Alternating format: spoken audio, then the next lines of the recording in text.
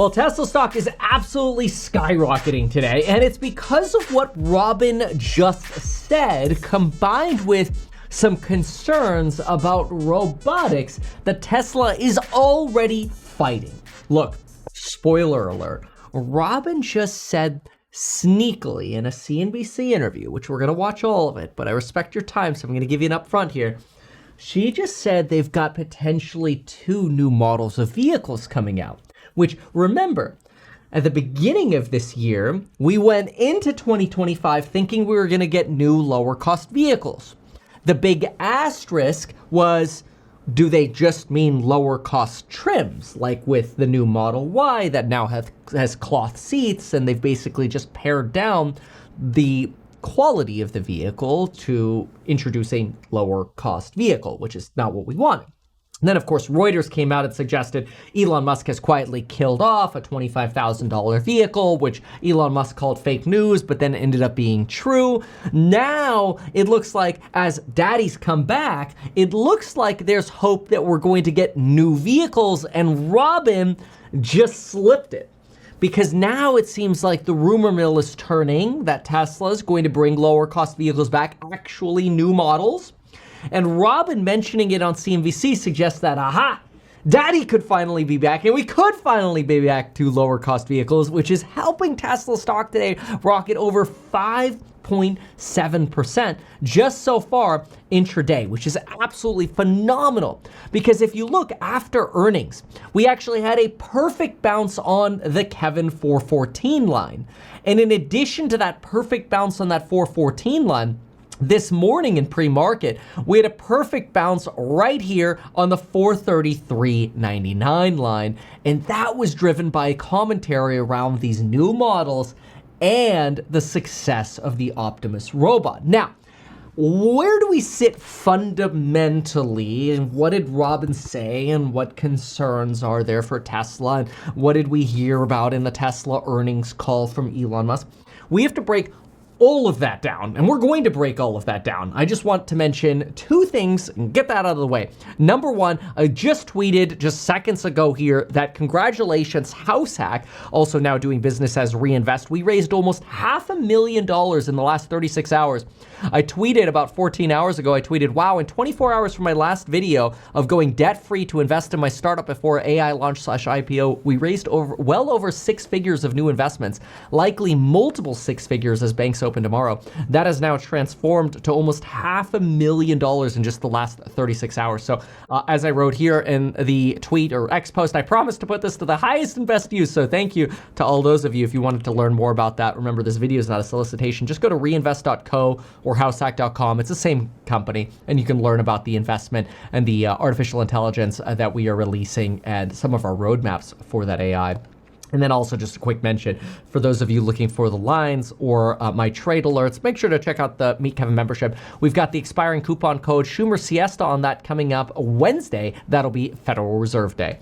Okay, so with that out of the way, let's understand what's going on. There's a lot of concern about hands when it comes to robotics. Now, we've known this for quite a while. We've been talking about the problem with robotics for a long time being actuators and the actual motors. And this is exactly what Elon echoed in the earnings call. Now, Robin is going full steam ahead, going on CNBC interviews to talk up the dexterity of these robots and how it's fine. We don't have to worry about these actuators because Optimus is already killing it. There's an asterisk on all of this, and I think the easiest way to think about this is understand that today, we don't yet have robots that can do the same thing over and over again that are humanoids. Now, what they can do is make for a great show. And that is a little bit of an asterisk to the robotic revolution, but that doesn't stop Tesla stock from being enthusiastic on not just margin debts at all-time highs, now of well over $1.1 trillion, historic high that we've ever seen for margin. Tesla is one of the largest retail held stocks ever. It's certainly a top 10 holding of retail in total.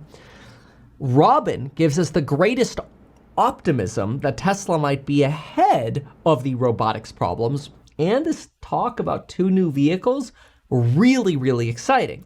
Now, in just a moment, we're going to break down the valuation for Tesla on a spreadsheet. But first, let's listen to Robin's comments, and we'll add some commentary to it, of course. Sitting together 10 years from now, will we think of Tesla as a car company, or will it be a robot company? You know, just even seeing Becky getting those gummies, being handed the gummies by pretty cool. Optimus being handed the gummies by Optimus. Now, just because Sarah Eisen is into those marijuana gummies, okay, we don't know that they're marijuana gummies, but doesn't actually mean that the robots are really good at the tasks we need robots to be good at for. See, the big problem we face with robots isn't that they can't be trained to do one thing over and over again. It's that, can they do one thing over and over again without those motors burning out? And that's something that we haven't seen capable yet in robotic hands. In fact, that's exactly what Elon Musk himself transparently talks about. Take a look at the earnings call. Bringing Optimus to market is an incredibly difficult task, so I don't want to downplay the difficulty of Optimus. It is especially difficult to create a hand that is dexterous and capable, just like a human hand, but it's more than being dexterous and capable. Elon doesn't even talk about the engineering challenge of being able to replicate this over thousands of repetitions, because it's not just creating the actuators that are in the forearm and the muscles that control the fingertips.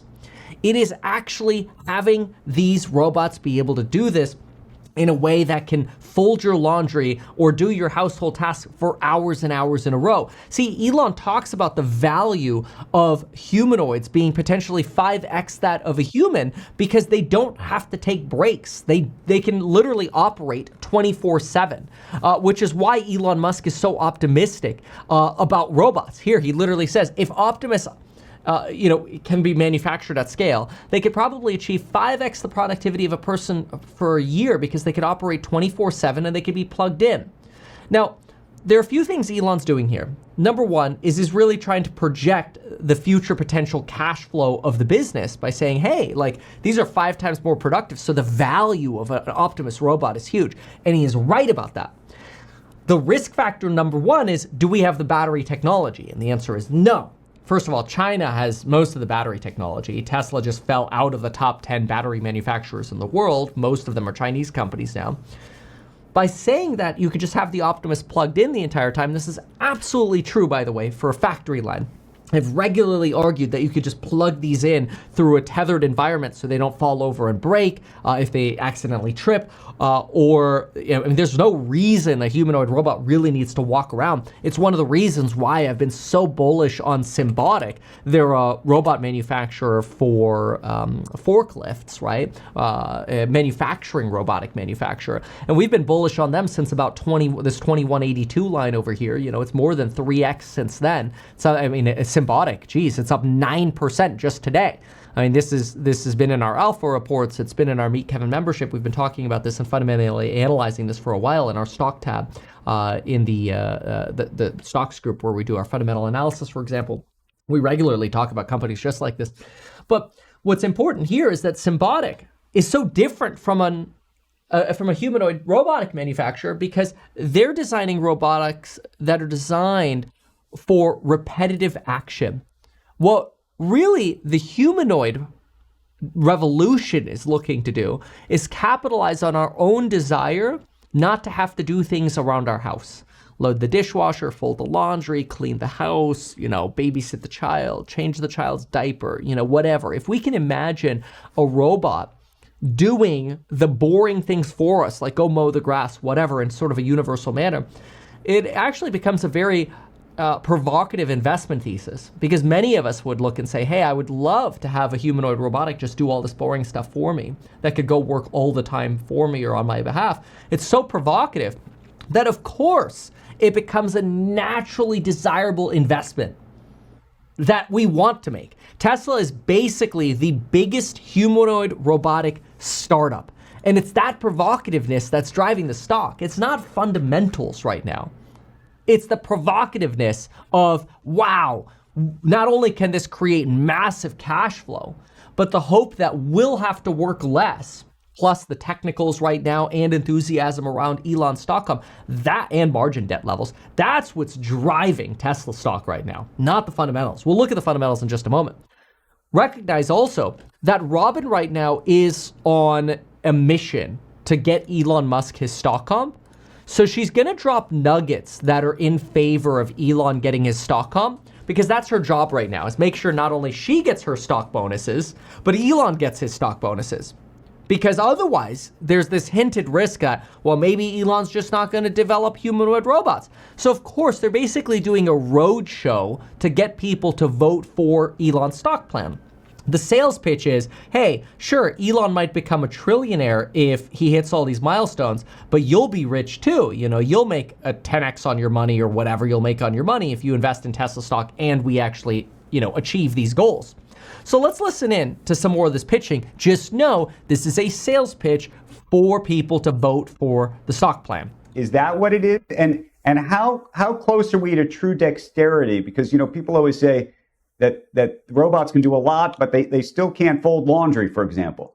Oh, well, Optimus can fold laundry. I've actually I would say it was a pretty gentle grasp with the gummies that he could have squished. See, once or twice. This is part of the roadshow. Oh, well, see, we don't have dexterity problems. Our robot can already fold laundry. Our robot can do this. Right, but can it fold laundry for 1,000 hours in a row or even 10 hours in a row? No, of course not. We're nowhere near that. That's the big issue with robotics today. Him like he did just now. And he went back and picked him up carefully. No, that's pretty gentle. Exactly right. So I've been in the lab with Optimus. He can fold laundry. He can wipe the table down really well. He can hand things to you. You can actually shake hands with him. This is, in my opinion, just to be clear, we are like so far away from humanoid robots. And I'm not trying to be bearish on it because it's a future. I'm just today bullish on robots that are just sitting like mounted to a manufacturing surface and robotic arms just doing stuff over and over again. The same motion over and over again. That's where the money is, okay? That's where the big PP is right now, the pricing power of robotics. Humanoids are a provocative vision. They sell us hope that we could be lazy bums. And that people will throw money at, okay? So, that's what this is. It's a public startup, basically, for that. I mean, why do you think there's so much talk about the hand here? Well, I mean, frankly, because if you want a humanoid rather than, one fixed robot, you need a hand that's not going to burn out. You need the hand to last. It's going to take a while. The tactile nature of his hand is actually really very good. And so I wasn't supposed to. This is a direct counter, by the way, to the Wall Street Journal article here. See, the Wall Street Journal article from 2 days ago, from Saturday, she's basically directly responding